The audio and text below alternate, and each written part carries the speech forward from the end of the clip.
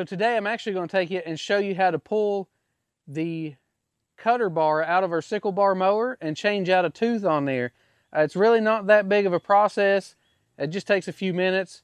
And you know, it's kind of, this one actually works kind of the old-fashioned way. I've seen some people actually put bolts in these to replace the rivets, but we're going to use the rivets in there. So let's get started and I'll show you how this works. Our Kutter bar here actually has these nuts, and what these things are, they've got, I don't know exactly what they're called, but there's actually a cone on each side that spreads out. And so when you put that back in, you've got to center that up, and then that thing spreads apart and locks that thing in place. So we're going to take it loose.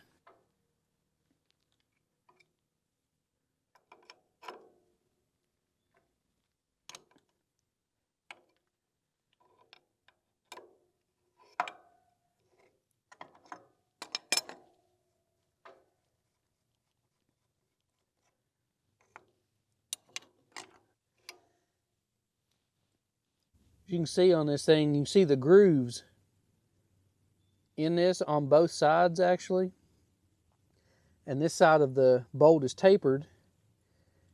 And so when it goes in there, it spreads this side out, and then you put the nut on the other side, and it's also tapered, and it spreads this side out so that it holds on both sides. And then you don't have to worry about trying to get that bolt out from in these small spaces, because it'll slide. It doesn't really even matter which way you put it in. It'll slide out either way, because this is straight whenever it's not being compressed. So once I get the bolt out of it, then I usually come in with a decent sized rope and hook it around the eye in this bar, and then get back on the other side of the tractor and pull it out. Sometimes you have to put a little extra force behind it, either get like a block and tap it with a hammer or something like that, but usually it comes out without too much trouble.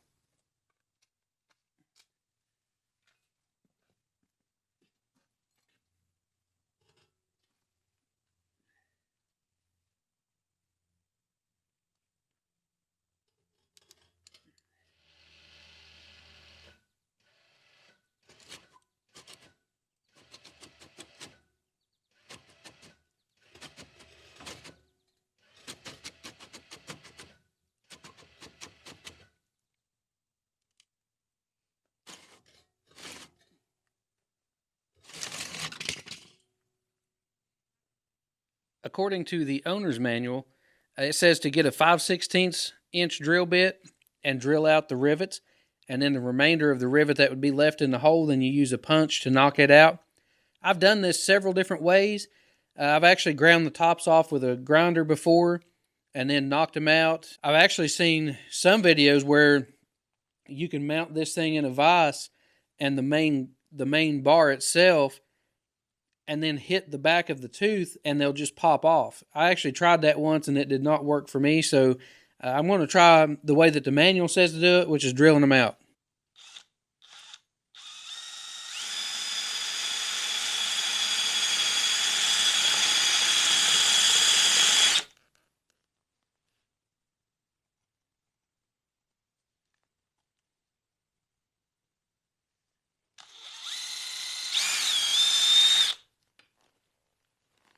These rivets are actually some fairly soft metal, so they actually do drill pretty easy. I'm going to use a little bit of oil on here.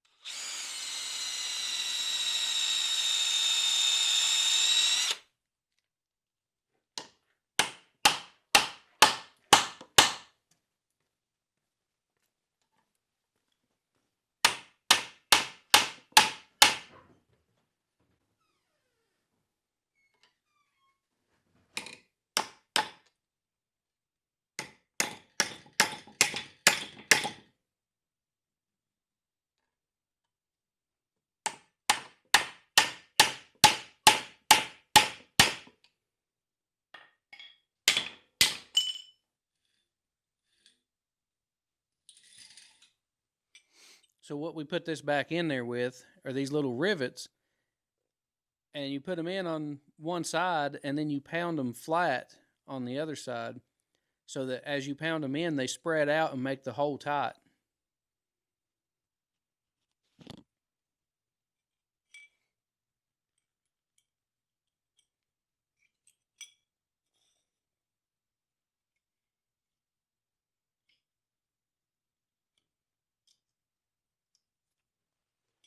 I don't recommend doing this on a concrete floor, but that's where I'm going to do it for right now.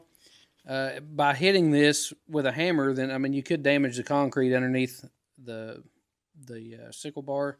Ideal place would be if you had an anvil or something to do this on.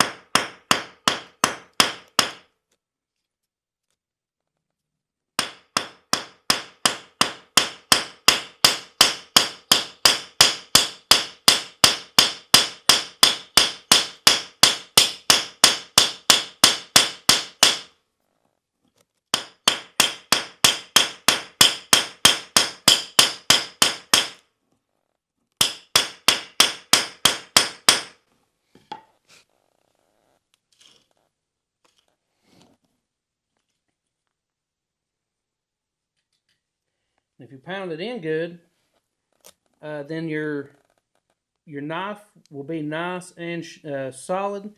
It's not loose at all. Your rivets are nice and level, or nice and flush with the top of the cutter bar.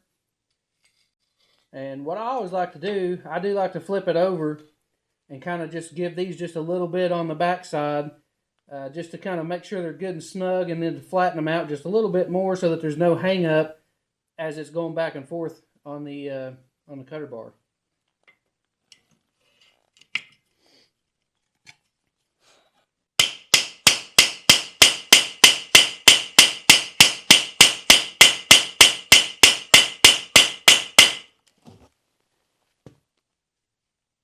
So that is nice and tight. And we've got a new tooth in our sickle bar. So now all we got to do is just go put it back in our mower and start mowing.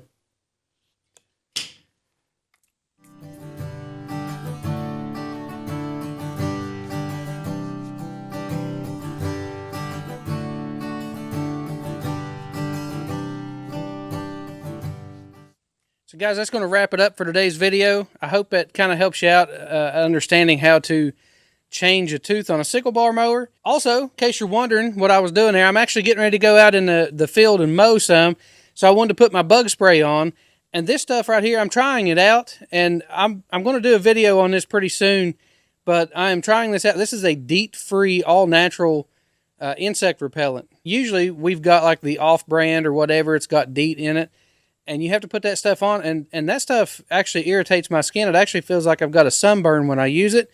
I've been using this for a couple weeks now, and you don't even feel it. Like, you put it on and it kind of goes away. It doesn't have an oily mess or anything like that.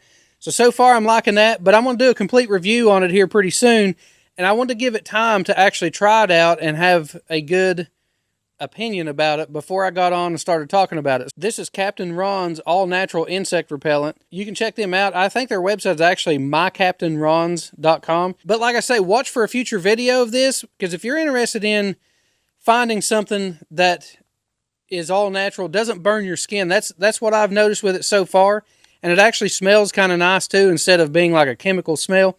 So like I say, watch for a full review on this. I'm going to have a video on this, but like I say, I wanted to make sure that I had a good evaluation of it before I done a video and started talking about it. So that's going to be coming up pretty soon. So thanks for following along today. It's not that big of a deal to change out a tooth on a sickle bar mower.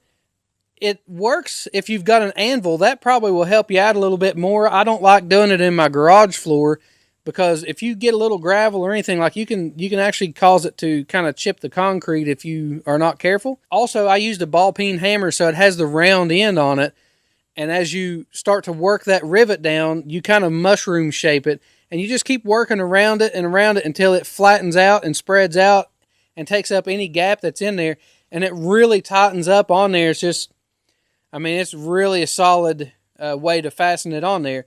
I've seen some people change them out and put bolts in there, but I mean, I don't even understand why. It's a little bit tough to get them out. That's the hardest part about the rivet, is that it's a little bit tough to get it out. But other than that, the rest of it, I think it holds extremely secure. They're low profile, so that's the way I like to put them back on. So anyways, if you enjoyed today's video, make sure you click that thumbs up button, subscribe to the channel, and thanks for watching.